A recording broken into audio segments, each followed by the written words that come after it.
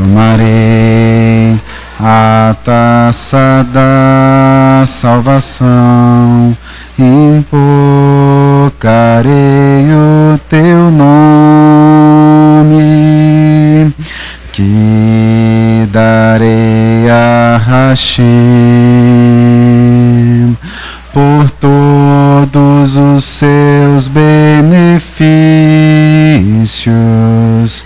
Tomarei a taça da salvação, invocarei o seu nome, cumprirei os meus votos a Hashem, na presença de todo o seu povo. Preciosa é aos olhos de Hashem a morte dos seus santos.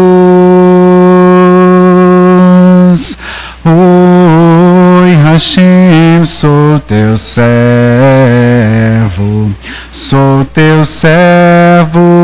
filho de tua serva. Sou teu servo, filho de tua serva. E minhas cadeias tu quebraste, oferecerei sacrifícios de ações de graças, invocarei a Hashem, cumprirei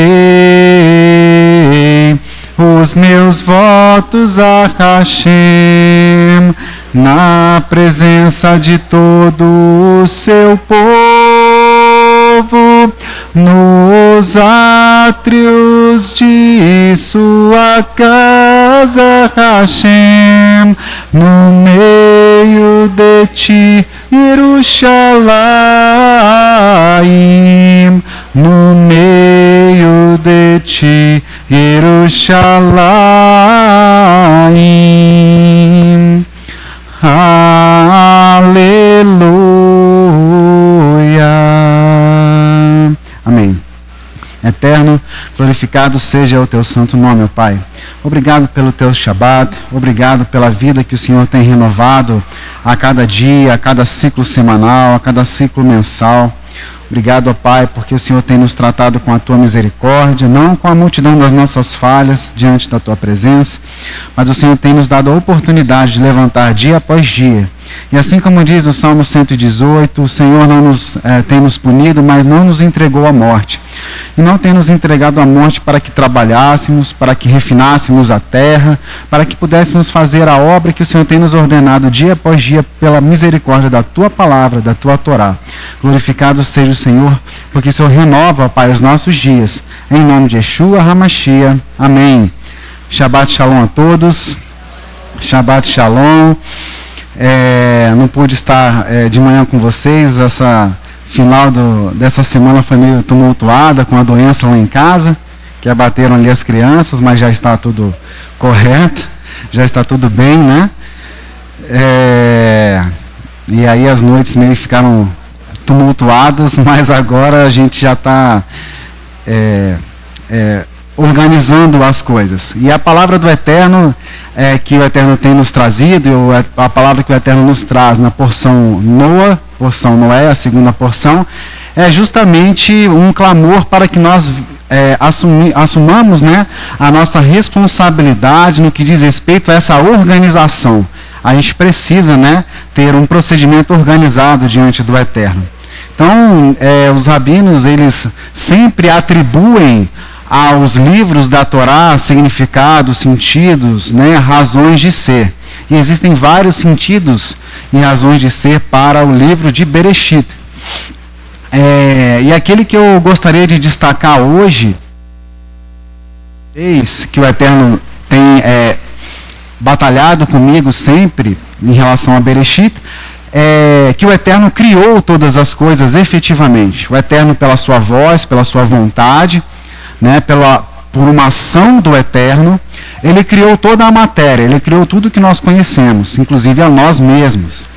E nos fez capacitados para que pudéssemos ter conhecimento, pudéssemos ser entendedores, pudéssemos reter, né, ensinamentos, sermos racionais, sermos inteligentes, sermos também emocionais.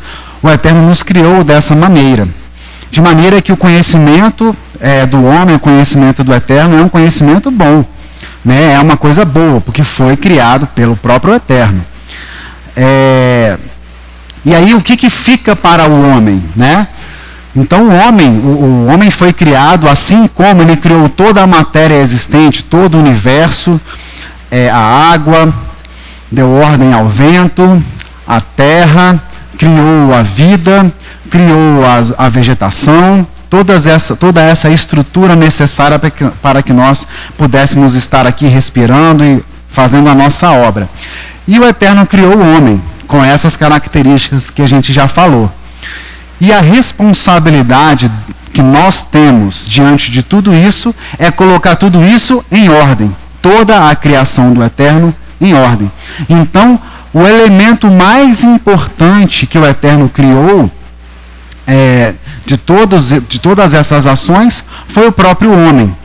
É a coisa ímpar, é a coisa singular que foi criada dentre todas essas situações, de todos esses elementos, foi o próprio homem. Para quê? Para que ele tomasse as rédeas, o controle de toda a criação e fizesse com que toda a criação louvasse ao nome do Eterno. Isso eu falei também num outro estudo, onde o Salmo 95, que é o primeiro salmo de clamor pelo Shabat, ele é um salmo de convocação de toda a criação para adorar ao nome do Eterno, para adorar ao Eterno. Vamos lá no Salmo 95 para vermos isso. Dizem os rabinos que o Salmo 95 ele é um salmo inspirado nas ações de Adão, que é o primeiro homem. Salmo 95, salmo inspirado nas ações de Adão. Vinde, cantemos ao Eterno. Olha a autoridade. Vinde e cantemos ao Eterno. Jubilemos a rocha da nossa salvação. Adão, depois que cometeu o pecado, ele reconhece a característica do Eterno e as necessidades do seu trabalho para que ele pudesse alcançar a salvação. E ele identifica que alcançar a salvação é ter um relacionamento com o próprio Eterno.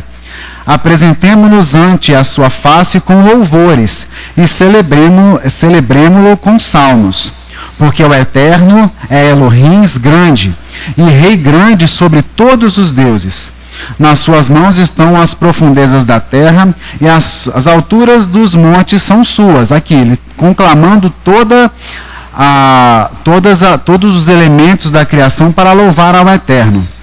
Versículo 5. Céu é o mar e ele o fez, e as suas mãos formaram a terra seca. Versículo 5, né? Versículo 6 agora. Ó, vinde, adoremos e prosternemo-nos, ajoelhemo-nos diante do Eterno que nos criou. Então, e aqui ele vai e conclui aqui no versículo 7, porque ele é o nosso Elohim e nós somos o povo do seu passo. Então ele se submete ao senhorio do Eterno, Criador dos céus e da terra. E ovelhas na sua mão, se hoje ouvirdes a sua voz. Então aqui ele faz a menção das águas, a menção das terras, a menção de toda a criação e coloca em ordem, ordenando, né, dando a ordem, e também coloca em ordem no sentido de funcionar todos os animais, toda a terra, as águas para a glorificação do nome do Eterno. Essa é a singularidade do homem. É a singularidade do homem em relação a todas as outras criações.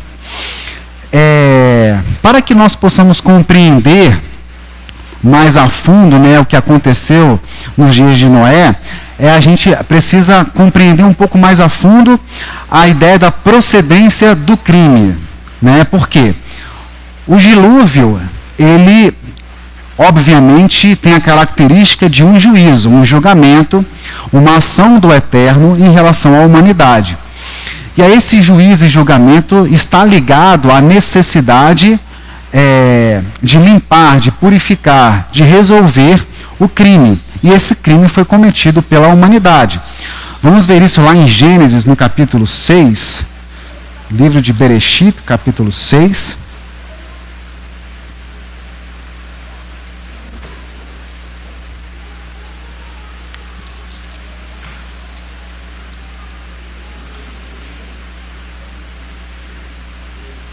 Versículos 11 e 12, eu vou fazer a leitura numa outra tradução, vocês acompanhem nas traduções de vocês.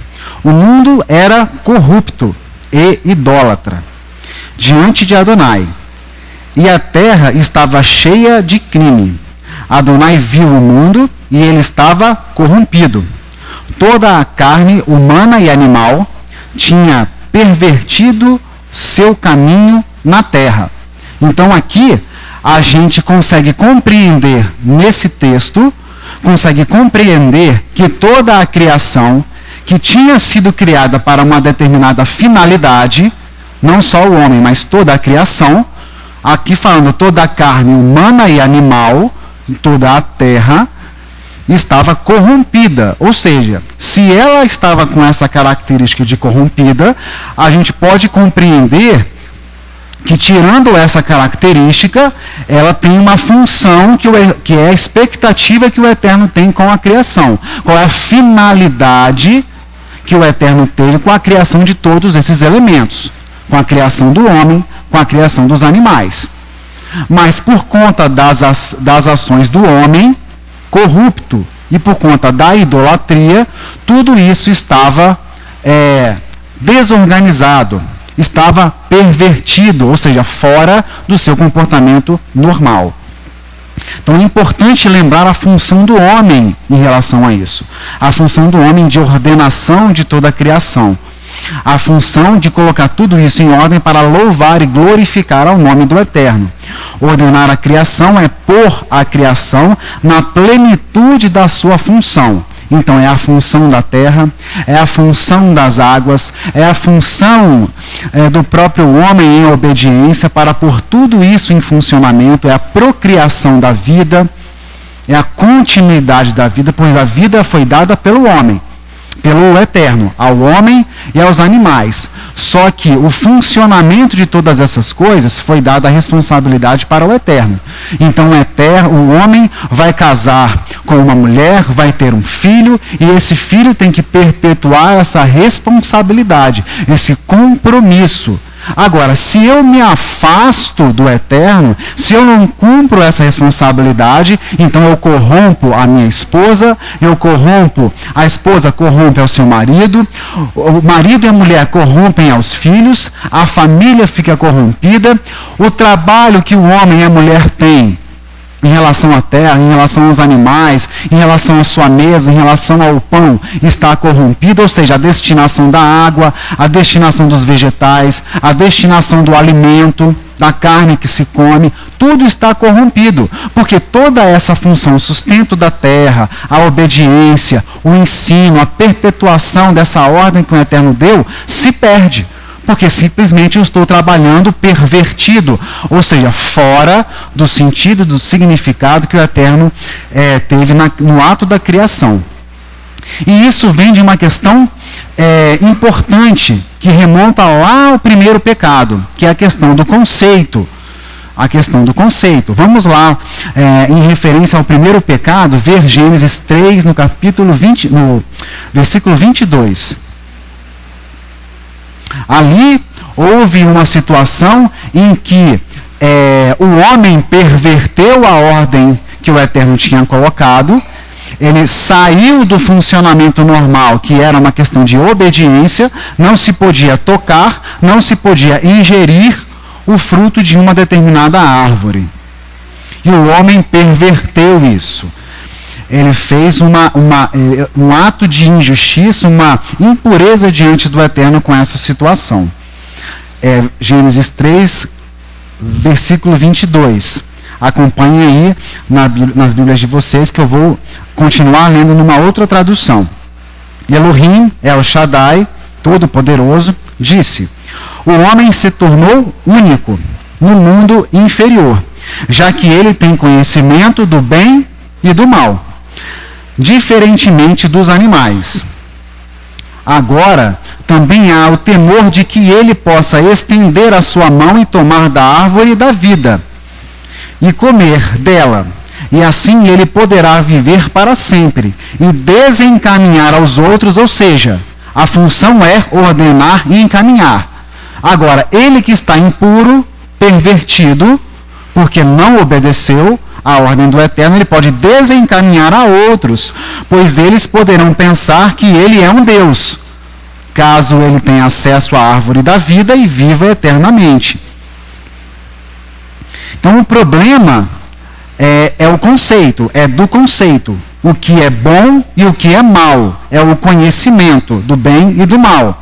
Quando o homem tem acesso ao fruto da árvore, a Torá explica: são abertos os olhos do homem para o que é bom e para o que é ruim. É o intelecto, né? E quando a gente percebe na própria palavra que o homem foi criado à imagem e semelhança do Eterno, isso obviamente, como o Eterno não é um ser corpóreo, a gente é forçado a compreender que isso diz respeito a características do próprio homem. Qual é a capacidade que o homem tem que se assemelha a essa característica do Eterno? A criação. Muito embora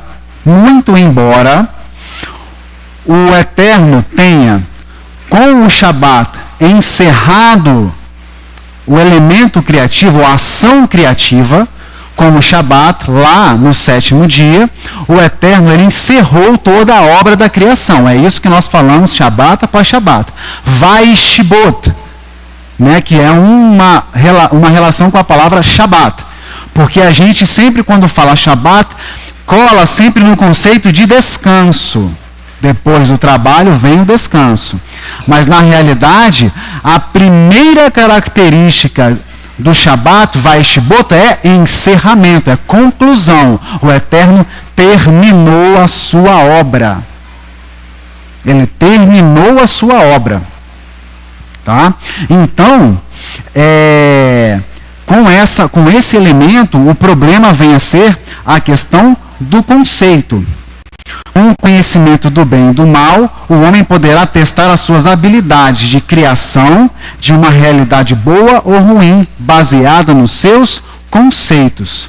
Então agora o homem com essa capacidade, né, ele tem agora o intelecto, ele tem os seus olhos abertos para o que é bom, para o que é ruim, para fazer um juízo. E aí o Eterno, como ele encerrou toda a criação que nós conhecemos naquele dia, o que será do homem em relação a essa capacidade que ele tem, essa semelhança do Eterno, que é de criação, e esse conhecimento do bem e do mal? É um problema de conceito. O que o homem consegue criar, afinal de contas? O que será que o homem consegue criar, afinal de contas? Ele cria a verdade. Ele cria uma verdade.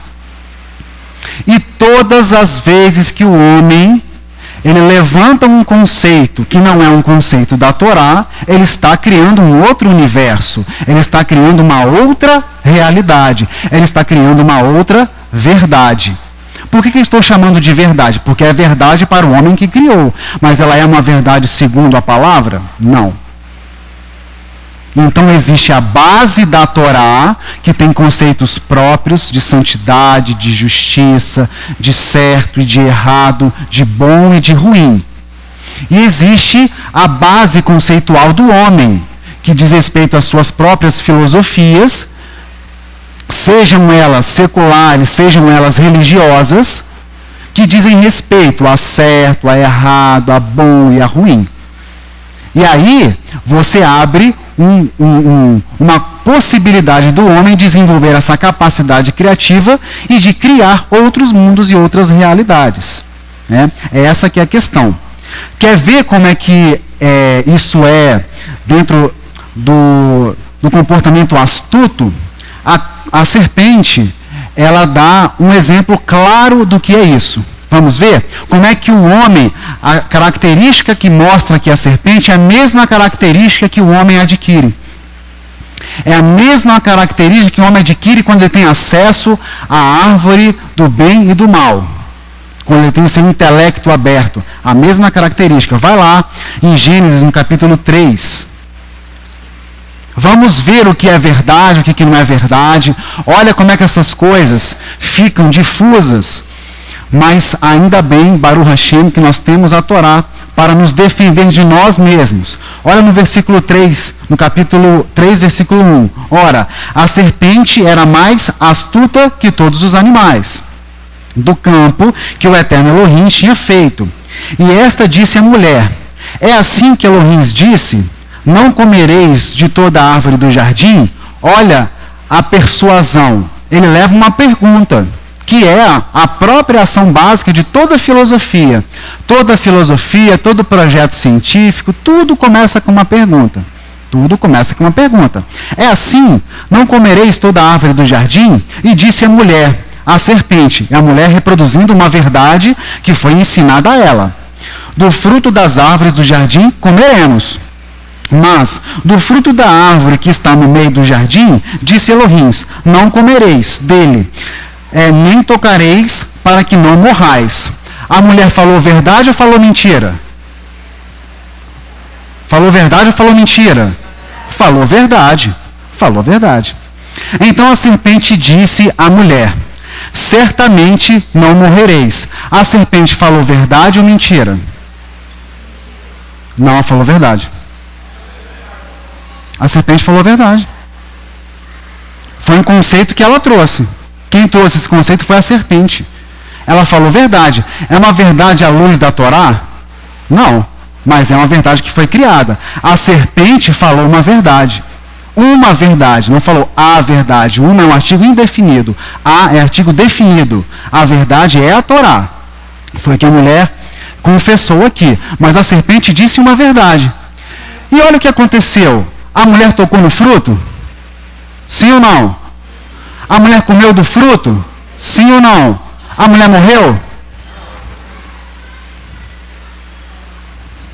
Mas ela vai morrer. Essa é a verdade. Mas ela não morreu imediatamente. Ela não morreu instantaneamente. Quando nós falamos que o fruto, que o resultado do pecado é a morte, que a profanação do Shabat, o resultado é a morte, é porque a pessoa que não consegue respeitar o Shabat, ela não consegue respeitar um elemento básico, que é determinar que o Eterno é Criador dos céus e da terra e de todo o universo. Se eu não consigo respeitar isso, eu não consigo respeitar mais nada do que diz respeito à Torá. O meu resultado vai ser a morte. Agora, ele vai morrer instantaneamente quando ele profanar o Shabat? Não precisa. Pode morrer? Pode. Mas precisa morrer instantaneamente? Não. Você entende como a serpente foi astuta? E o homem é astuto desse jeito. É astuto desse jeito. Dessa maneira, não tem diferença nenhuma dessa habilidade que a serpente mostrou com a habilidade que o homem adquiriu a ter acesso ao fruto da verdade, ao fruto da ciência, né? Ao fruto do conhecimento do bem e do mal. Não tem diferença. Então, essa é a capacidade criativa do homem. Então, existe aí um problema de conceito, né? E aí, mais à frente, nós percebemos como é que essas coisas imediatamente interrompem um bom relacionamento do homem entre eles e do homem com o próprio Eterno. Por quê? O problema é conceitual. Eu me sinto mal, eu fico triste, eu fico magoado, eu tenho um comportamento ruim, não resolvo meus problemas com o Eterno, não resolvo meus problemas com meus irmãos e peco. Porque a verdade é a Torá. Quem me condena é a Torá quando eu estou agindo contrariamente a ela. E aí eu peco. Aonde que está escrito que esse problema de conceito continua? Lá em Gênesis, no capítulo 4, versículos 6 e 7. Não, posso tentar entender aqui junto com você? Essa questão de aquilo que o homem estabelece para si ser uma verdade para ele, você disse ali que ele perde, o homem perde o acesso ele vai perder o acesso ao eterno, né? O livre acesso que ele tinha ao eterno. E esse conceito de que é verdade para o homem, ele é um conceito, é uma verdade provisória. Sim. Né? E ele perde o acesso à verdade eterna. Isso aí. Porque quando ele comete esse equívoco, antes do ir no capítulo 4, no capítulo 3, no verso de 22, diz assim: então disse o eterno Elohim, o homem agora se tornou comum de nós, sim, conhecendo o bem e o mal. Quer dizer, ele estabelece para si uma verdade, o homem, né? Só que essa verdade vai limitá-lo, ele fica limitado. Assim que não estenda a mão e tome também a árvore da vida, que é um símbolo de eternidade, a verdade eterna. Então, antes que ele venha tomar essa verdade eterna e coma e viva eternamente, né, o acesso à árvore da vida, ele perde. Depois, lá no capítulo, em Apocalipse 22, lá atrás, você vai ver a possibilidade de retomar esse acesso à árvore da vida, se houver um processo de retorno e obediência à palavra do Eterno. Isso mesmo. Então, essa verdade que eu defendo, a minha verdade, ou a verdade do outro, ela é limitada. E ela vai impedir eu ter acesso à verdade absoluta. Isso mesmo. E a misericórdia, por isso que nossos pais, eles têm um relacionamento diferente com a morte. A morte é misericórdia do Eterno para que não concorra um pensamento limitado, intermediário, uma teoria que vai ser desmentida amanhã, com a verdade contida na Torá, que é a vida eterna. Então o homem, essas duas coisas estão concorrendo aqui. O homem termina a sua caminhada, mas a verdade continua. O homem precisa acessar a vida eterna, a árvore da vida, né? Como a gente tem aprendido. E é exatamente isso que o Leomar falou. Lá no capítulo 4, versículos 6 e 7, é a situação de Caim e Abel. Né? Os comentários rabínicos dão conta de que Abel, ele não pegou o melhor dos seus trabalhos. Ele não pegou, por exemplo, o que seria um sacrifício mais caro, que seria o boi. Ele pegou um carneiro, né? Uma ovelha, desculpa. Ele não pegou um boi, mas das ovelhas ele pegou a melhor. Ele pegou a mais gorda. Ele pegou o primogênito das ovelhas para fazer esse serviço. É um conceito. Ele aplicou ali um conceito. Caim, ele lavrava a terra. Aí ele pegou um fruto que era o melhor dos frutos. Segundo os comentaristas, era o linho, era o melhor dos frutos ali, mais caro, mais bem trabalhado. Só que do linho, que era o melhor dos frutos, da terra, ele pegou a pior. Ele não selecionou o melhor fruto dentre os linhos, dentre os frutos do linho. Ele pegou o pior. E aí ele foi fazer esse serviço. E aí o Eterno não aceita. Quando o Eterno não aceita, em vez de Caim vestir a carapuça e falar, pô, realmente eu fiz um serviço meia boca para com o Eterno. O que ele fica? Com inveja do irmão dele. É a intenção do coração. E etserrará a inclinação para o mal. A pastora falou hoje cedo de Lashon Hará, Lashon a língua, né? Que é a língua malvada, a língua maldosa. E etserrará a inclinação para o mal, que está em todos. Só que falou alto para Caim, que não teve o seu sacrifício aceito, essa inclinação para o mal, em vez de ele assumir as suas responsabilidades. E aí ele aplicou os seus conceitos. Eu fui injustiçado. O Eterno, olha só, ele não falou isso, na Torá não tem isso escrito, nenhum rabino coloca essa situação. Mas é claro, é lógico, se eu sou reprovado pelo Eterno e fico chateado, eu estou chateado contra o Eterno que me reprovou. Isso é uma questão de lógica. Eu fui reprovado no meu serviço, eu estou indo contra o Eterno, porque eu estou dando chifradas, coices, em relação àquela reprovação que eu sofri. E aí isso dá lugar que esse é o conceito humano. Isso foi a conquista do homem ao ter acesso ao fruto do bem e do mal, conhecimento do bem e do mal. E qual é o resultado disso? O assassinato. Qual é o resultado disso? O pecado de sangue, a morte. Interrupção da vida do irmão dele. O Eterno teve que levantar um outro, que não era nem Caim, não era nem Abel, para que a história continuasse. Tamanha a gravidade da situação. Versículos 6 e 7, lá de Gênesis 4. Vou ler numa outra tradução. Elohim disse a Caim: por que tu estás tão irritado? A reprovação foi minha. Eu criei, eu tenho a verdade. A verdade é minha. Eu sei o que eu estou avaliando. Não estou avaliando, não estou sendo implicante com você. Por que está tão irritado? Por que estás desanimado? Por que você está com depressão? Por que você está agora numa onda baixa, né, nessa situação aí que tanto se avalia sobre bipolaridade? Situação de depressão existe, doença. Bipolaridade existe, doença. Estou dizendo que não existe não. Mas são coisas que vêm do conceito humano. Por conta da execução do conceito humano, que aprendemos com os nossos pais, que aprendemos nas religiões, que aprendemos nas filosofias, que aprendemos no nosso relacionamento com as coisas, com o mundo. E quando nós damos cabeçadas em relação aos conceitos verdadeiros da Torá. Por que está desanimado? Se tu fazes o bem, não haverá um privilégio especial, ou seja, o resultado de você proceder corretamente não é bom? E se tu não fazes o bem, teu pecado está agachado, aguardando a entrada da tua sepultura. Está só esperando o seu conceito, para você exercer o seu conceito, está só esperando ali você fazer. Ir com seus pés, pegar com a sua mão, falar com a sua língua, está lá agachado, só esperando você externar o seu conceito. A má inclinação, a inclinação ruim do coração, aí ele cerrará, a má inclinação, anseia por atraí-lo. Está dentro de você.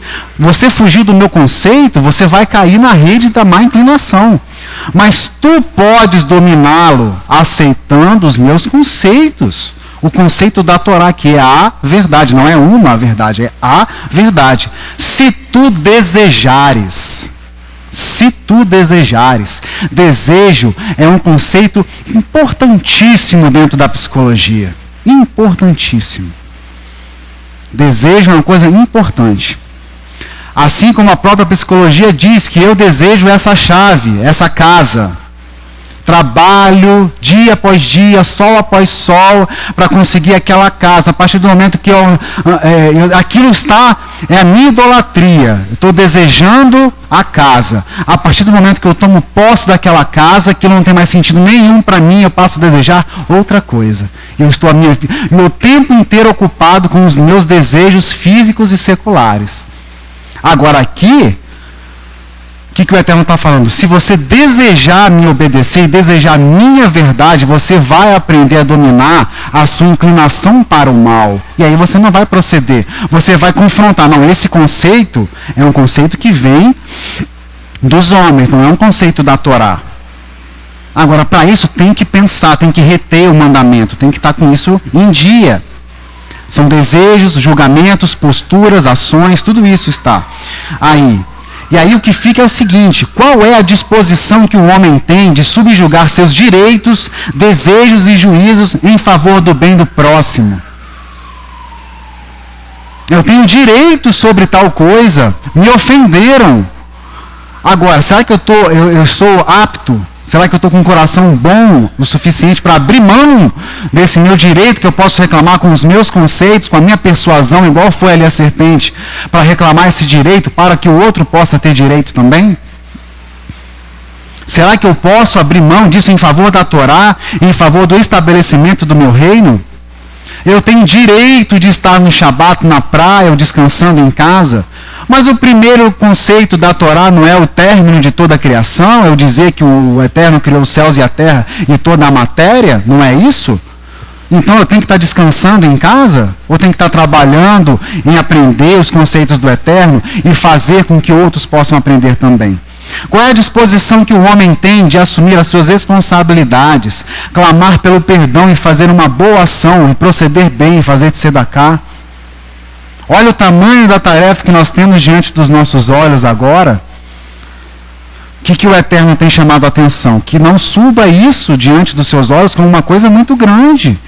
Vocês não vão ter o nome de vocês destacados. Isso é para o engrandecimento do nome do Eterno, para o estabelecimento do reino e da vontade do Eterno, para que muitos tenham acesso aos conceitos da Torá, para que eles sejam bem tratados. Pessoas que viraram as costas, que tiveram as costas viradas em relação à Torá, em relação ao bem fazer, aos governos que viraram as costas para essas pessoas.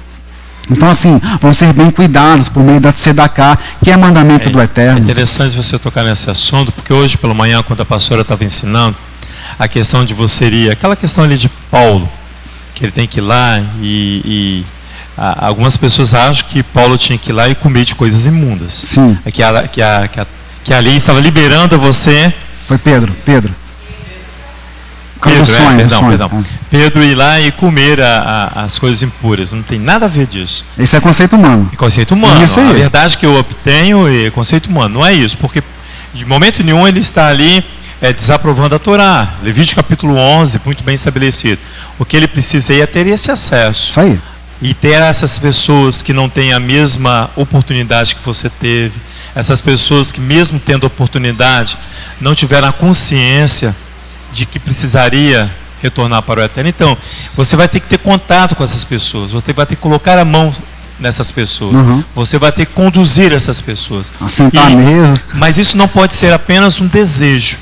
Se não deseja aquilo que você conquista e depois você joga fora, não é isso? Obediência, né? Aí eu vou desejar outras coisas. Não, por isso que não pode levar isso ao nosso coração como uma soberba para nós, mas que nós venhamos levar esses conceitos, né? Porque o conceito do bem e do mal que você citou aí, eu posso ter meu conceito, e não ser o mesmo conceito que Adonai tem de bem e o mal, né? Tem muita gente que fala assim, mas eu sou tão bom, né?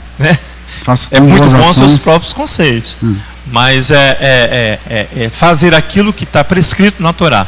Eu acho que é o mais difícil do homem se libertar. As questões que você está perguntando, até onde você pode jogar fora os seus conceitos, o seu querer e ser submisso à vontade do Eterno. Esse comentário do Leomar foi muito bom por conta de um comentário que eu vi recentemente. É um comentário que eu tomei acesso recentemente, mas ele é um comentário de 1960. Que os rabinos, eles são estudiosos, profundos estudiosos. Em 1960 a gente já tinha o Estado de Israel, foi em 48, né, que ele foi formado, né? E os nossos pais, eles começaram a entender sua responsabilidade de divulgação do nome do Eterno, tanto que hoje temos livros, acesso a livros que não se tinha antigamente, pela misericórdia do Eterno, né? Todas essas coisas precisam ser ditas. Só que, se a gente for olhar na palavra, o mandamento que o povo de Israel tinha de não se misturar, não de sentar à mesa. Não podia sentar à mesa com o cobrador de imposto, com o samaritano, não podia, só no clã, só ficar dentro do clã. Aí ele faz justiça para si mesmo, né? E o que Pedro estava sendo ensinado ali? Qual foi o insight, né? A inspiração? Qual foi o conceito do Eterno que foi mostrado? Por quê? É uma verdade, o mandamento é uma verdade, mas tinha uma função. Qual era a função da Torá em relação a você não se misturar com os povos da terra, as nações, cananeus, jebuseus? Qual era o fundamento ali? Para que não houvesse prostituição, para que aquela terra que estava contaminada, desde a morte de Caim, de Abel, para que aquela terra que estava contaminada pudesse ser purificada pelas ações do povo de Israel. Para que aquela terra cumprisse a sua função em relação a toda a humanidade. Então eu não podia me casar com uma moabita, porque ela ia ensinar o meu filho a adorar outros deuses que não é eterno. Então, naquele momento era necessário que se fechasse. Isso aí. Então, aqui em Pedro já era o seguinte, ele entendeu, não é só para o povo de Israel. Qual é o ensino do Segundo Testamento, que se insiste em falar evangelho? Qual é o ensino do Segundo Testamento? Né, que tem como uma de suas explicações as boas novas, né? Qual é a grande boa nova? É que essa palavra é para todos. Que essa palavra é para todos. E é essa aí a compreensão. Hoje nós temos uma condição de que podemos assumir essa responsabilidade, que é o comentário rabínico que eu havia falado agora há pouco. E aí, todo esse elemento, Eu já falei sobre o problema do conceito, a inclinação para o mal, e aí tem a questão da idolatria. Então, pelo conceito humano, nós deixamos frutificar a nossa inclinação para o mal e isso resulta na idolatria, inclusive ao próprio conhecimento humano. Então, conhecimento humano é ruim? A filosofia, a sociologia, a ciência, ruim? Não, não é ruim não. Agora, na medida em que eu pego tudo isso e subjugo a verdade da Torá, isso não é ruim, mas se eu pego isso como um instrumento para ficar questionando a própria Torá ou criando uma verdade que não é a Torá, então aí eu estou fazendo mau uso dessa habilidade que o Eterno deu para a humanidade, conhecimento. Então, quem vai fazer esse exercício, quem vai ter acesso aos livros e saber, não, a minha limitação de ação vai ser aqui, porque aqui já está questionando a Torá. Aqui ela está indo de acordo com a Torá, então é um posicionamento positivo, correto. Então, assim, é essa responsabilidade que nós temos que ter. Lá em Gênesis, no capítulo 4, versículo 26, é onde tem uma grande diferença entre o que está escrito em hebraico, no original, e nas nossas traduções. Por isso eu vim lendo os outros versículos, todos no original, o mais próximo do original, e esse também, e aí vocês vão ver uma grande diferença. Em Gênesis 4, 26, ele termina falando, começou a invocar o nome do Senhor, como se fosse uma coisa positiva. Mas na realidade não é isso. Vamos lá. Se a gente entende dessa forma aqui e assimila a forma como foi traduzida aqui como a mais correta, o que acontece? Todos esses outros elementos que a gente passou, a gente perde a riqueza disso. Vamos lá. Gênesis 4, 26. Um filho também nasceu para Sete e o chamou Enos. Foi então que o nome de Elohim foi profanado. Não foi louvado, foi profanado com as pessoas chamando homens e ídolos pelo nome de Elohim. Qual é a situação que nós temos aqui? O comentário rabínico diz que os maus conceitos estavam elevadíssimos nesse período. E foram sendo engendrados, ou seja, foram sendo assimilados, deixados como corriqueiros no dia a dia das pessoas. Então, ritos foram sendo criados, adoração às estrelas, aos astros, a prédios, às pedras, de modo que apenas os que conheciam Adonai naquele momento foram Enoque, Matusalém, Noé, Sem e Éber. As coisas continuaram dessa maneira até que Abraão, o pilar do mundo, nasceu. Aí que a gente vai vendo a função de todas as coisas. Apenas as pessoas que conheciam ao Eterno, ou seja, estavam em intimidade com o conceito da verdade e da Torá, eram Enoque, Matusalém, Noé, Sem e Éber. Éber, da onde vem o hebreu, né? Aquele que é o servo. As coisas continuaram dessa forma, ou seja, o conhecimento verdadeiro da Torá e do conceito que vem da Torá continuou com poucas pessoas até que Abraão, o pilar do mundo, nasceu. Esse é um comentário rabínico. Deve? Aqui, quando você traz esse conceito para nós, é interessante porque em Enoque o homem começa a caminhar com Deus. Em Enoque. Se você vem ali no versículo 24 do capítulo 5, ele diz assim, andou Enoque com Elohim e já não era, porque Elohim para si o tomou. Isso. Ele é um daqueles que não passou pela morte. Enoque é o primeiro homem que anda com Elohim. Não estou falando de Adão, né? Adão é outra história, né? Estou falando desses homens que vieram depois. Antes do dilúvio, ele vai e anda com Elohim. Toda a sua descendência ali para frente traz essa mesma estrutura. Tanto é que, logo depois, quando você vê no capítulo 6, quando vai começar a falar de Noé, ele fala assim, essas são as gerações de Noé. Ele é um homem justo e ímpio em suas gerações, e andava com Elohim. Quer dizer, ele traz o mesmo conceito de Enoque, de andar com Elohim. Então, a partir desse conceito que você trouxe aí, a palavra já confirma que a partir de Enoque o homem começou a caminhar com Elohim. É uma geração que começa a caminhar com Elohim. E o que a gente consegue perceber a partir disso? O relacionamento do homem, não do ser humano como gênero, do homem com o Eterno era uma exceção. Porque a Terra estava com os conceitos humanos de idolatria desenvolvidos. Era uma exceção. E aí a gente entende o cenário do dilúvio. Aí a gente entende que isso não é um ato de injustiça, assim como poderiam dizer alguns dos conceitos lá de Caim. Ele não foi reprovado por um ato de justiça do Eterno, foi um ato de justiça, assim como foi o dilúvio, um ato de justiça. E não só de justiça, de extrema misericórdia. Assim como tirar o homem do Éden, para que não tomasse em pecado o fruto da árvore da vida, para que vivesse eternamente em pecado. Foi um ato de misericórdia. Acima do dilúvio. Isso aí.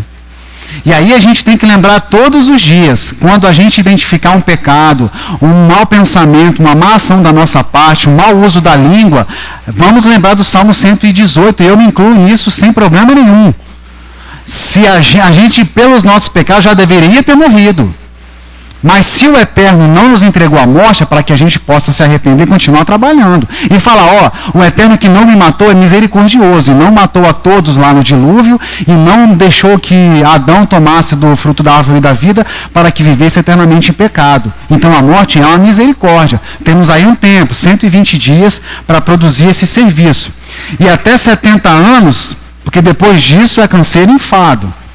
Então assim... E ainda mais com o que a gente recebeu hoje pela manhã, que a porta está se fechando. A porta está se fechando individualmente para cada um, sim, mas para a humanidade a porta está se fechando. Aí a gente tem um compromisso, uma responsabilidade.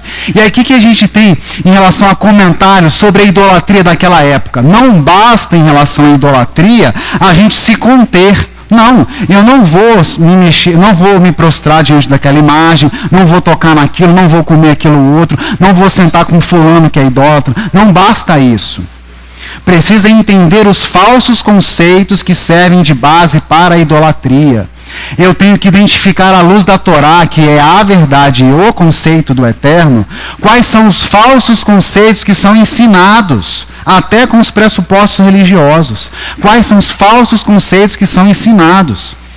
Ou aqueles conceitos que são seculares, propriamente seculares, da própria filosofia, da própria ciência. Eu tenho que avaliar, pesar numa balança, que foi aquilo que a própria pastora falou hoje, agora pela manhã.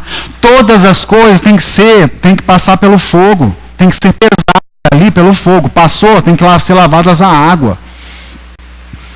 Tem que ser experimentado. Então não basta não se envolver com a idolatria. Tem que buscar o conhecimento para você identificar quais são as armadilhas do conceito humano. Léo, tem um conceito que eu carrego comigo, e foi Ulisses que nos ensinou uma certa vez, que ele estava ensinando, ele dizia assim: não adianta você destruir o ídolo, você tem que destruir o altar. Isso aí, tem que destruir o altar para que não seja mais ofertado ali nenhum tipo de serviço àquele ídolo.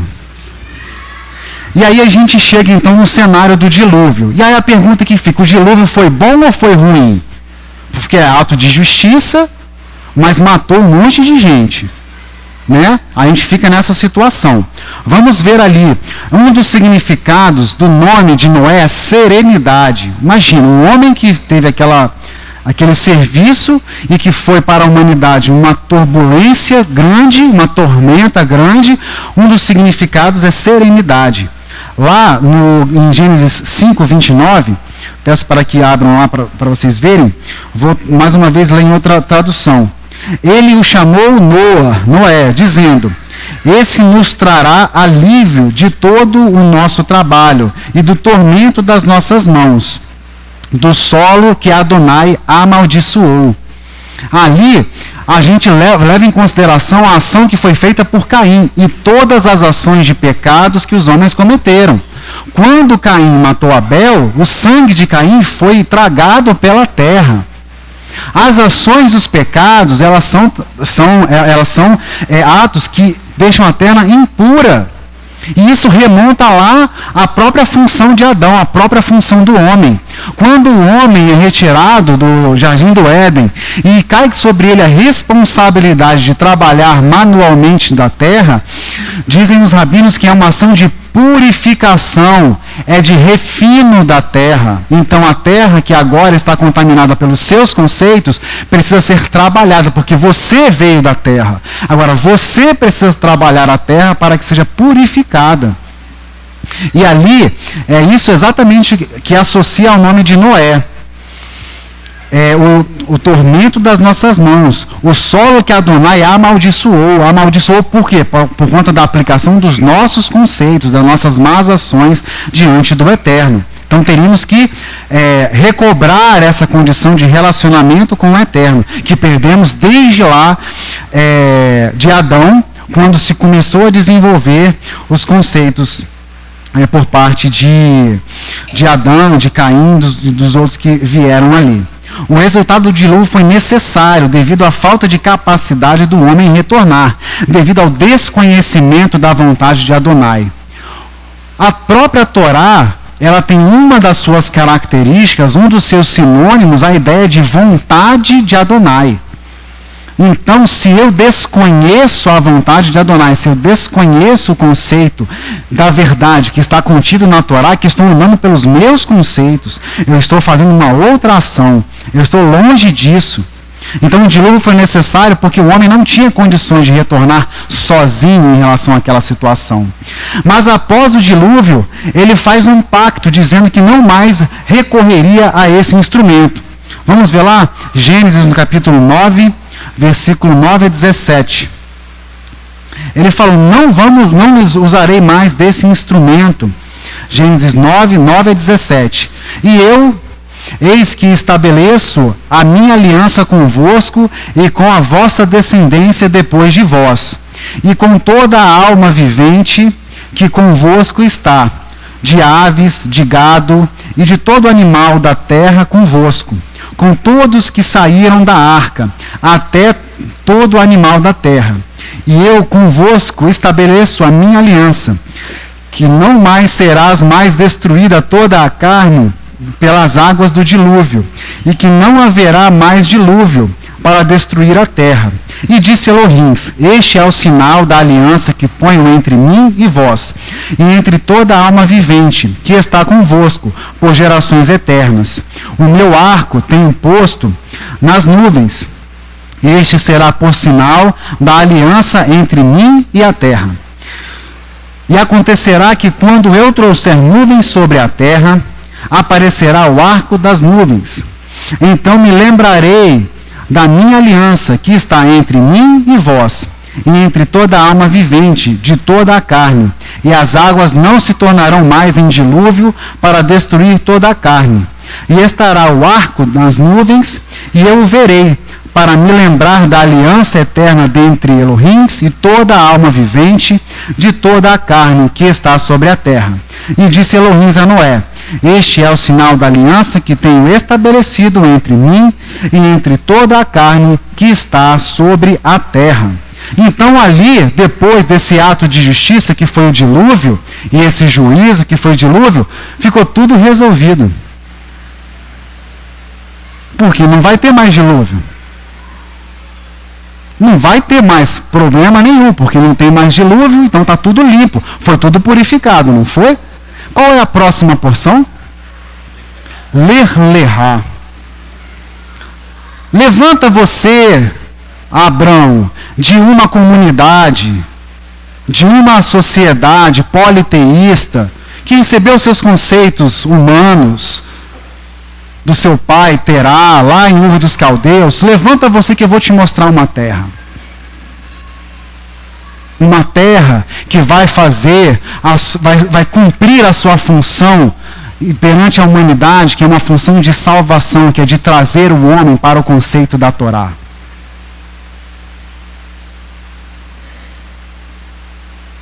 Então o Eterno, logo depois do dilúvio, ele faz um chamado ao homem que foi chamado pelo comentário rabínico de pilar. Por quê? Porque foi por ele que a coisa iniciou ali em relação ao caminho da humanidade para o retorno. Porque o homem por si só não tinha capacidade, porque ele estava envolvido com seus conceitos. Então precisava alguém que ouvisse e que atendesse, que tivesse uma fé pura, uma fé limpa, uma fé purificada. Uma fé que passasse pelo fogo e pela água e pudesse ser atos de justiça em favor da vida de toda a humanidade. Esse é Abraão, que a gente vai ver adiante. Vamos lá em Isaías, no capítulo 54.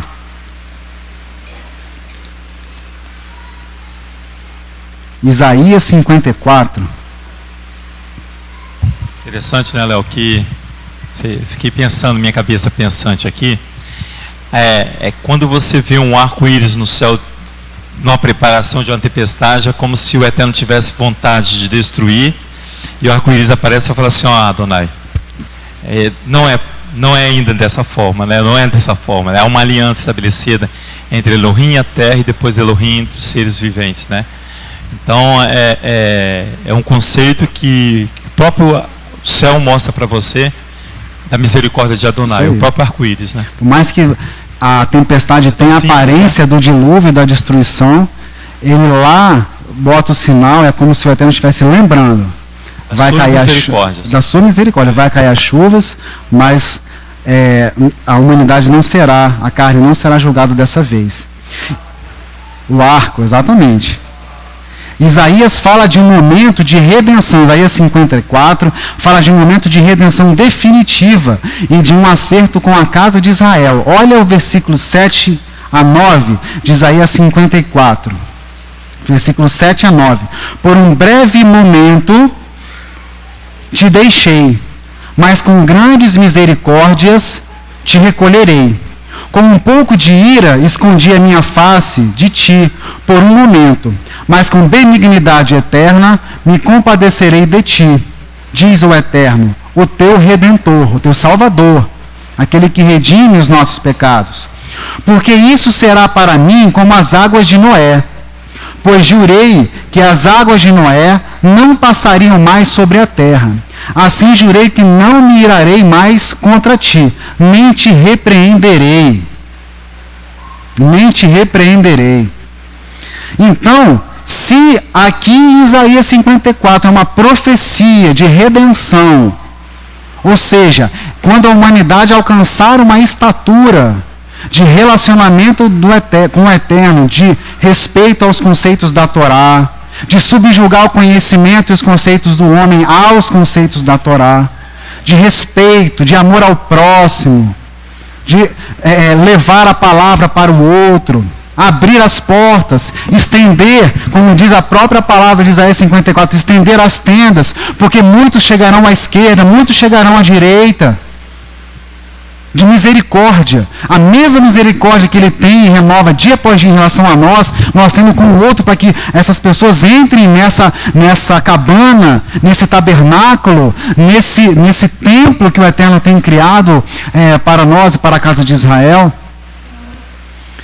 Agora, entre o dilúvio de Noé e a cessação ali do dilúvio, com a promessa de que não haveria mais, é aquela repreensão, aquele juízo. E esse momento da prosperidade da humanidade diante do Eterno tem um hiato que é gigantesco. Que não por acaso é o hiato que nós estamos. Então, se o Eterno não vai julgar a terra mais e jogar toda aquela água para matar a carne, e se nós ainda não chegamos na redenção, o que a gente precisa fazer? A gente só vai sofrer, é só sofrimento, é só tristeza? Não, é só trabalho. Que é exatamente a situação de Adão. Com o trabalho das vossas mãos, você vai purificar a terra, você vai refinar a terra com o trabalho das vossas mãos. Você vai obedecer, eu vou mandar as chuvas. e você vai comer do fruto da terra, e você vai sustentar a sua família, e você vai ensinar os seus filhos. E você vai ter filhos, não só do ventre da sua esposa, mas também são aqueles que ouviram a palavra e vão se agregar à direita e à esquerda, como dá em Isaías 54. Então, aqueles que ouviram a palavra e reconheceram a misericórdia do Eterno, fizeram um reconhecimento, que é o que o Eterno tem nos chamado a atenção o tempo inteiro, e entraram na aliança pelos atos de justiça de Abraão, esses também são filhos. Esses também são considerados por filhos. E também comem do mesmo pão. E também comem do mesmo fruto. E têm responsabilidades de aprender, de ensinar, de lavrar a terra e de entrar nesse exercício de purificação, de refino da terra. É esse o momento que nós estamos, de trabalho. De trabalho. É esse o momento que nós estamos. Se formos avaliar a humanidade agora, nesse momento, seria muito diferente a humanidade da época de Noé? Então a humanidade continua com seus conceitos, continua com as suas verdades. É muito diferente de Sodoma e Gomorra com as suas promiscuidades? Então, logo depois de Sodoma e Gomorra, então continua a mesma situação. Vê, o pecado de Sodoma e Gomorra não foi relatado antes do dilúvio. A situação da perversidade sexual de Sodoma e Gomorra não se via ali. Se via em relação aos reis e às filhas dos reis, como a pastora comentou agora pela manhã, mas no nível que era Sodoma e Gomorra, ou seja, a humanidade já tinha evoluído na sua capacidade de fazer o mal, de desenvolver os seus próprios conceitos. E hoje, será que evoluímos mais ainda do que Sodoma e Gomorra? Com certeza. Os homens de hoje são diferentes dos homens relatados ali no final dos tempos, em 2 Timóteo 3, de 1 a 5. Amantes de si mesmos, dos seus próprios conceitos, mentirosos, roubadores, assassinos, que têm uma roupagem de que são santos, religiosos, mas na realidade estão usurpando o irmão e não deixando o outro irmão passar, não deixando o outro irmão entrar, não dizendo que a porta está sendo fechada e que todos precisamos estar de pé e caminhando para passar pelas portas. É diferente, é a situação que nós estamos. Então cada um tem que pegar a sua porção da terra, tem que reivindicar, segundo Abraão, a porção da terra, tomar posse dessa terra e trabalhar essa terra, refinar a terra, purificar essa terra. É esse o hiato que nós estamos do dilúvio, onde não haverá mais julgamento em relação à carne, e da redenção que o Eterno está prometendo ali em Isaías 54. É esse o hiato que nós estamos, essa é a nossa condição.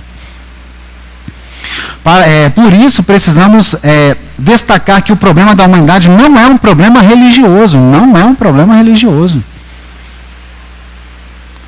Nós estamos aqui destacando a situação ali de Abraão. Antes de Abraão. Não tem nada a ver com religioso, nem o ismo. Não tem nada a ver com ismo nenhum. Não é um problema religioso, mas um problema de postura, de relacionamento do homem com o Eterno, do conceito. Você segue a qual conceito? O conceito de uma religião ou o conceito da Torá? Tem que ordenar o pensamento.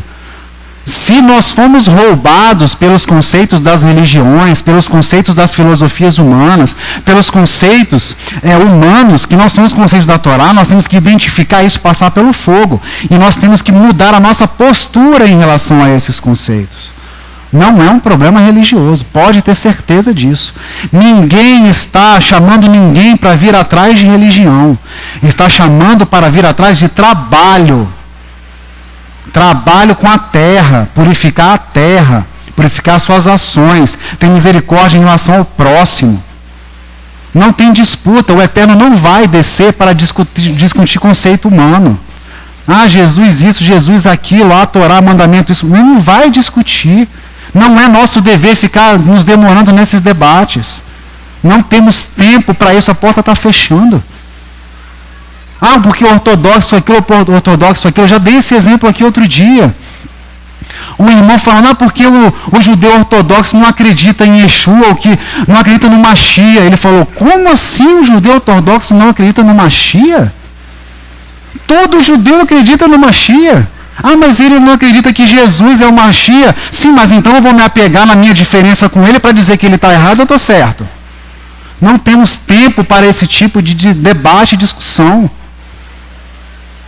Lá em Apocalipse 3 é claro, nós temos que ser achados fazendo aquilo que fomos ordenados a fazer. Se o ortodoxo precisa guardar o mandamento da forma que ele precisa guardar, que ele guarde. Agora, não sou eu com os meus conceitos ou de alguma religião, ou de alguma filosofia, que vou dizer que ele está certo ou está errado. Não temos tempo para discutir esses conceitos com quem quer que seja. O tempo é de trabalho. E qual é o trabalho? João Batista falou bem.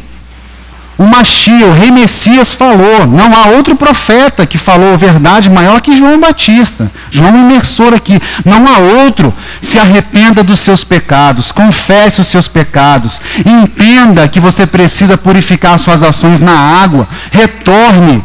E diga que o reino está vindo, que a porta está fechando. Isso está em Jeremias, isso está lá nos evangelhos, isso está lá em Tiago, isso está em toda parte. Cuide do necessitado, levante aquele que está caído. Não tem relação com religião. Não tem relação nenhuma com religião. Não, eu glorifico ao Eterno porque você falou do Messias, porque quando você falou desse ato aqui, meu coração estava aqui pulsando, falando assim, o Messias, né? O Messias está nesse ato aí de trabalho que você falou aí agora. E quando nós estamos lendo agora Malaquias capítulo 4, é uma promessa de Adonai, esse trabalho aí, de fazer converter o coração dos pais aos filhos, né? E nesse trabalho que o Eterno tem confiado à comunidade do Messias, é bom falar comunidade do Messias, porque Sim. Aí você não classifica quem é da comunidade do Messias. Isso aí. É a comunidade do Messias, ela tem por função trabalhar para que o coração dos pais retorne-se aos filhos e o coração dos filhos ao pai. Tem que abrir a janela, João. Para que esse trabalho possa ser exercício. É uma vocação sagrada. Isaías capítulo 40, que a gente sempre comenta aqui, consolai o meu povo, é uma vocação sagrada Sim. para a comunidade do Messias, fazer esse retorno do coração para os pais, aos filhos, e o coração dos filhos ao pai. Se nós estivermos fazendo esse trabalho, não vai dar tempo, não há tempo dessas discussões bobas que o homem estabelece, junto com os 2.000 mandamentos que o Shabat tem, e fica na discussão se você tem que usar kippah A ou B, se você tem que usar talit C ou D. Entendeu? O mais importante é você trabalhar a favor que o Messias retorne o mais rápido. Mas para isso eu preciso passar pelo crivo que nós aprendemos pela manhã. Se eu estou apto a clamar pelo Messias ou não. Isso. Porque vai chegar um momento em que os nossos pais vão nos cobrar por que nós estamos clamando pelo Messias. O Messias pertence a eles. Se nós não fizermos nosso trabalho, eles vão clamar. Por que vocês estão clamando pelo Messias? Se o Messias pertence à casa de Israel. Sim. Essa base de que esse problema é um problema de postura, não é um problema religioso, está lá em Colossenses, Segundo Testamento, no capítulo 3. É claro, olha o refinamento do texto de Colossenses, como ele deixa claro essa função de você refinar a terra, de você trabalhar a terra, e de você buscar o conceito que é verdadeiro, não um conceito provisório, como o Leomar disse bem. Temporário, que daqui a pouco passa, que é um conhecimento humano. É um conceito verdadeiro. Lá em Colossenses 3. Portanto, se já ressuscitastes no Mashiach, não está discutindo, aqui não tem discussão. Se você já ressuscitou no Mashiach mesmo, não está discutindo aqui. Não está classificando quem é que você acredita e quem é que você não acredita. Se você ressuscitou no Mashiach, você vai ter uma conduta, senão você vai ter outra. Se você está junto com o Mashiach verdadeiro, você vai ter uma conduta, um procedimento. Senão você vai ter outro procedimento. Buscai as coisas de cima, os conceitos que são da Torá.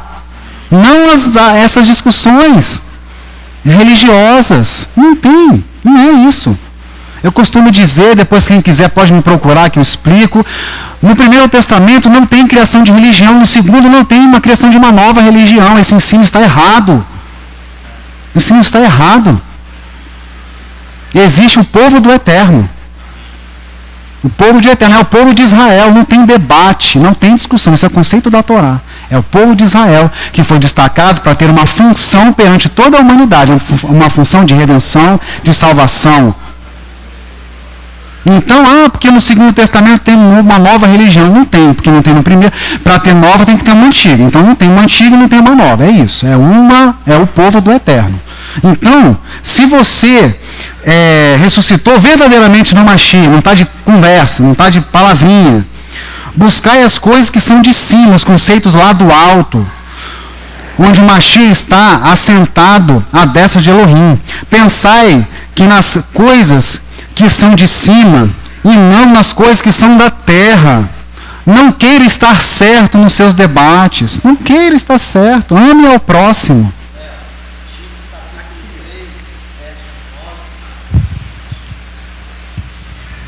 Tito, capítulo 3, verso 9.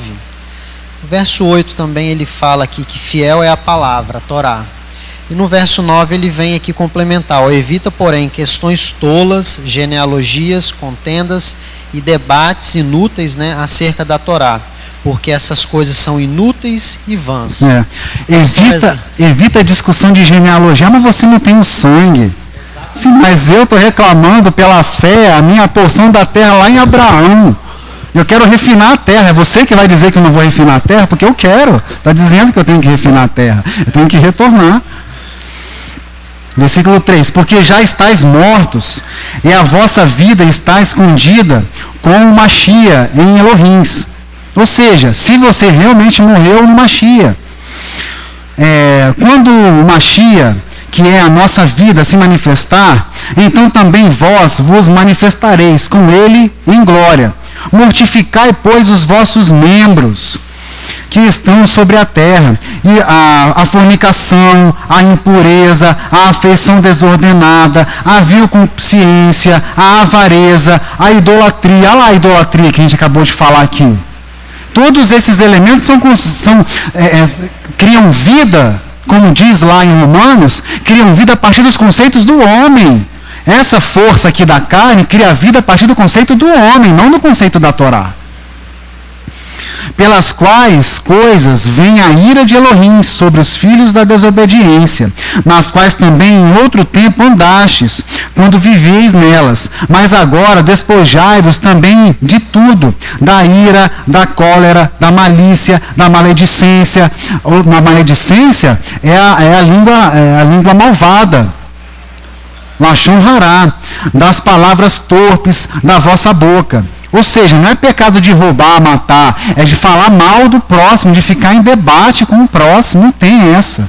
Não precisa. Ora pelo próximo para que ele possa entender, para que ele tenha as experiências com o Eterno.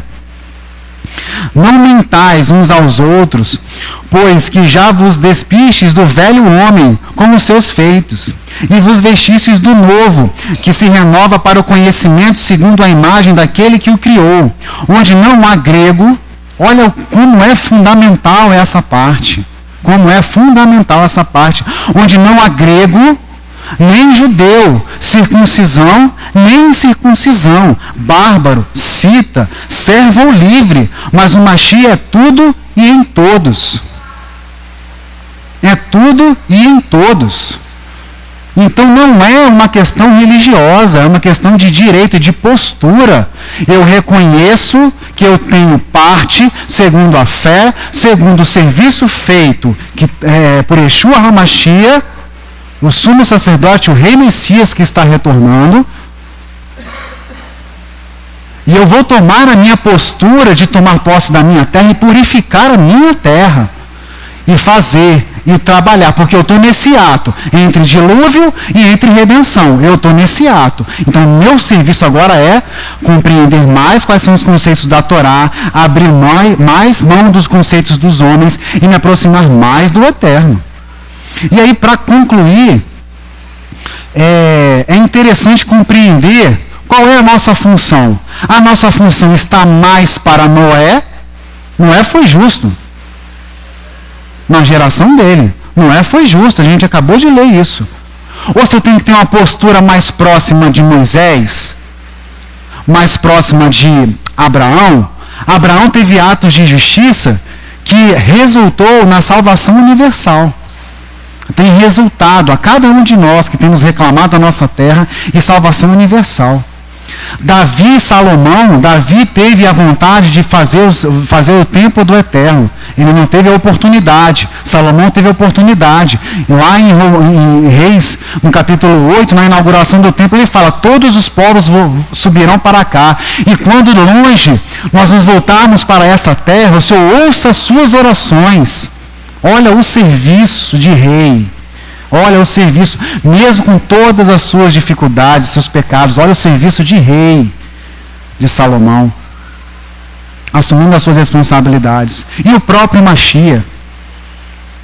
Noé, ele recebeu uma informação. Noé andava com o Eterno. Leomar falou muito bem. Noé andava com o Eterno. Só que ele recebeu a informação, olha só. A terra está cheia dos seus conceitos humanos. E eu vou fazer um juízo em relação a toda a carne. Faça uma arca e você e sua família e os animais vão subir na arca. Noé se colocou em oração em favor de toda a humanidade? Não. Ele obedeceu. Ele obedeceu. E aí diz: Noé foi justo no seu tempo. O seu tempo era um momento em que ele e seu filho, sim, ele tinha características de andar próximo do Eterno. Mas ele era justo no seu tempo. Mas ele não era justo em relação a Moisés, em relação a Abraão. Por quê? A ação dele terminou ali. Ele obedeceu. Mas o que ele fez? Ele salvou a própria carne. E a carne da sua família. Era praticamente a obrigação que ele tinha. Além de obedecer à voz do Eterno. Então, assim, foi uma grande coisa que ele fez? Foi, obedeceu. Melhor obedecer do que desobedecer. Mas é limitado, era uma ação limitada. Logo depois, Lerlerá, vem Abrão. Que tem o seu nome alterado para Abraão, que tem responsabilidade sobre toda a humanidade. Essa letrinha que entra no nome de Abraão diz respeito à sua responsabilidade sacerdotal em relação a toda a humanidade. É um detalhe, é só uma letrinha. E aí ele tem uma característica diferente. E aí o Machia, assim como Abraão, Moisés, Davi, Salomão, o Machia, lá em João 10, vamos lá, onde nós vamos concluir, ele... Eu depois queria ler só um texto depois de João 10. Não, pode, então a gente termina com João 10. Pode. Então tá. Muito bom esse caminho que você tomou ali da vida de Noé, que Noé foi justo a seu tempo, né? No seu tempo. Eu fiquei meditando nessa palavra também. E quantos de nós estamos sendo justos somente no nosso tempo, né? Então a gente tem que tomar cuidado, porque senão você olha Noé como um homem distante, né? E quanto de nós também estamos sendo justos somente no nosso tempo. É por isso que vem a questão da obrigação do trabalho. Porque quando você trabalha em prol de uma descendência que está para vir. Isso. Né? Então você trabalha por gerações, que é que nós vamos aprender com Abraão. Mas aqui em 2 Timóteo, eu gostaria de ler alguns versículos do capítulo 3, 2 Timóteo, capítulo 3, ele diz assim, tu, porém, tens seguido de perto o meu ensino, procedimento, intenção, fé, longanimidade, amor, perseverança, perseguições e aflições, quais me aconteceram em Antioquia, Icônio e Listra.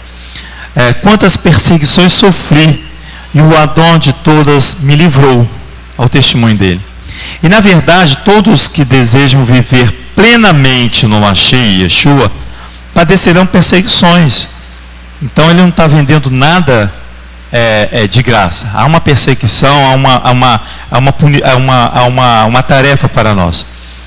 Uma expiação de pecado para nós. Verso 3 diz: mas os homens maus e enganadores irão de mal a pior, enganando e sendo enganados. Tu, porém, permanece naquilo que aprendeste. Amém. E de que fosse inteirado, sabendo de quem os tens aprendido, e de que desde a infância sabes as sagradas letras, que podem fazer-te sábio para a salvação, pela fé que há no Mashiach Yeshua.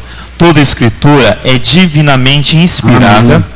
e proveitosa para ensinar, para repreender, para corrigir, para instruir em justiça, a fim de que o homem de Elohim seja perfeito e perfeitamente preparado para toda boa obra. Amém.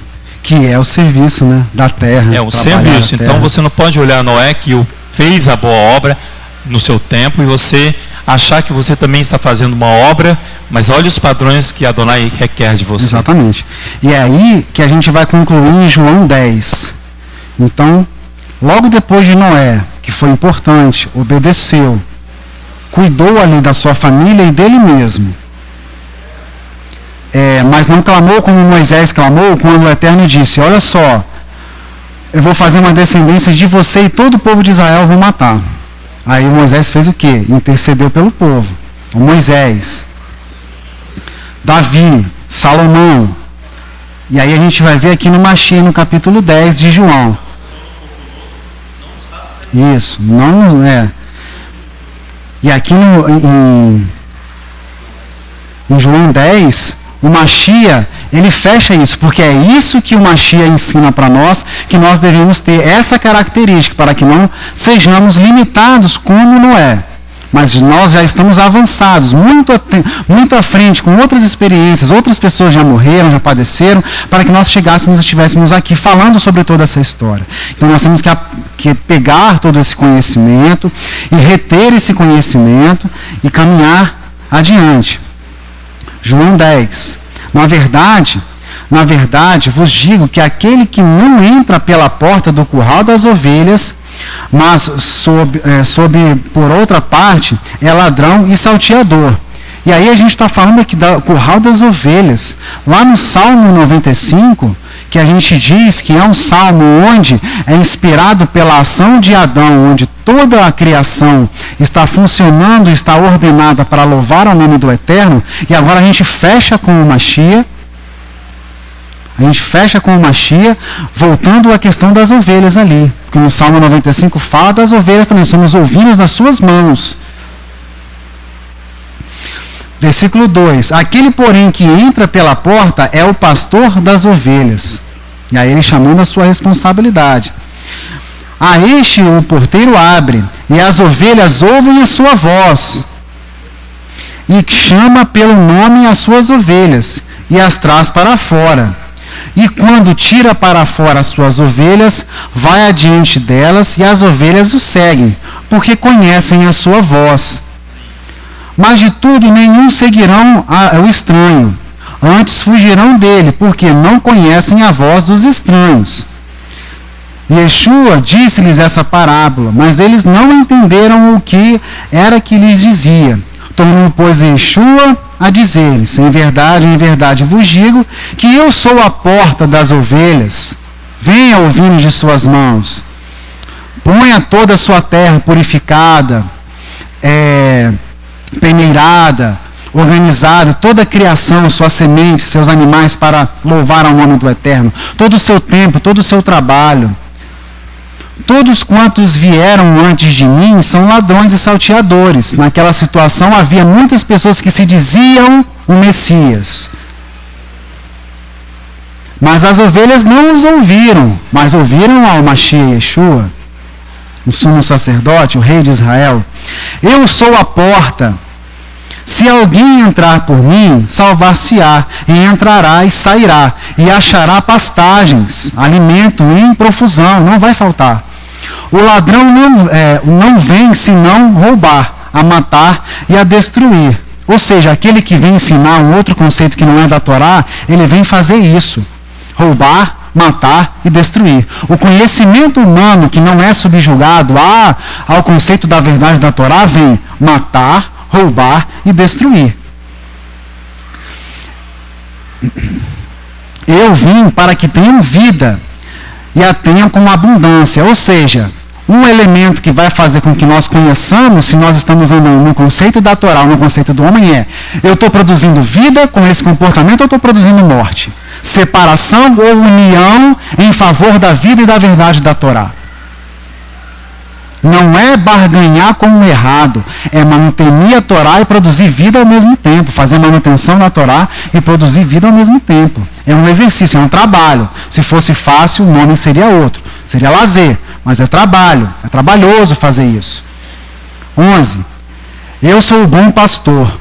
Olha a diferença, olha como é um ser aperfeiçoado se a gente for comparar com Noé. O bom pastor dá a vida pelas ovelhas. Ele se joga no buraco para salvar a ovelha. Ele dá a própria vida, como o próprio rei Messias deu, em favor das ovelhas. Noé não clamou pela humanidade. Noé, ele fez por si e pela sua família. Ele obedeceu. Ele teve o seu mérito ali. Agora, olha o aperfeiçoamento do rei Messias. O bom pastor, ele dá vida pelas ovelhas. Versículo 12. Mas o mercenário e o que não é pastor, de quem não são as ovelhas, ou seja, a ovelha não é do mercenário, vê vir o lobo e deixa as ovelhas e foge para salvar a sua própria pele. E o lobo as arrebata e dispersa as ovelhas. Para os nossos dias, versículo 12, o mercenário vê a porta sendo fechada e se cala, não fala. Não fala sobre o arrependimento, não fala sobre as águas, não fala sobre o fogo, não fala sobre o tempo. Vem vindo o reino do eterno, você tem um tempo. Se arrepende, se purifica nas águas, passa as suas obras pelo fogo. Esse é o mercenário, ele se cala, ele guarda o tesouro só para si e deixa o outro morrer para fora. Versículo 13. Versículo 13. Ora, o mercenário foge, porque é mercenário e não tem cuidado com as ovelhas. Eu sou o bom pastor e conheço as minhas ovelhas, e das minhas sou conhecido. Assim como o Pai me conhece a mim, também eu conheço o Pai e dou a minha vida pelas ovelhas. Ainda tenho outras ovelhas, porque eu tenho que abrir as portas, à esquerda e à direita. Eu tenho que abrir as portas, porque elas virão. Eu tenho outras ovelhas que não são desse aprisco. Essas somos nós.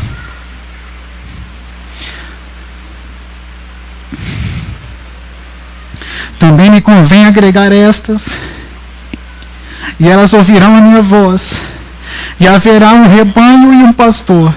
Um só povo, não é uma questão religiosa, é o povo do eterno. É o aperfeiçoamento aqui que o Mashiach mostra com a superioridade que ninguém pode se igualar a ele. Versículo 17. Por isso o Pai me ama, porque eu sou esse ser aperfeiçoado.